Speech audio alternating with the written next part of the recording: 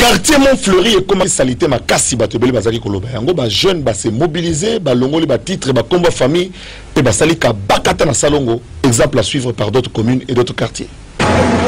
Lelo ba jeune ya quartier Montfleury na commune Ngaliema ba yindisaki mabe na ndenge bakitaki na terrain pona kosala salongo parce que ba monaki lokola ke quartier na bango elingi ko beba botala ndenge bazali kolongola salité ko balola mabele mpe kolona ba fleur avec un pacte na idéologie.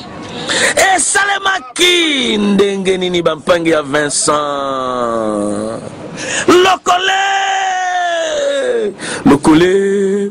elle est là dans Montfleury. Bon, tout ça, il y a une propriété dans Montfleury. Et là, initiative, mon bisoba dans Montfleury, to sangani, na moi muke to zwaka, to ndimie, c'est to somba ba peinture, to tcha ba pelouse, pour na Montfleury na biso à la propre. Ils sont surtout soutenir œuvre à chef de l'État, 5 chantiers. To tcha propriété na rapport à ma part, biso na ba quartier na biso, qui na biso à la propre. Ndeko ya Congo.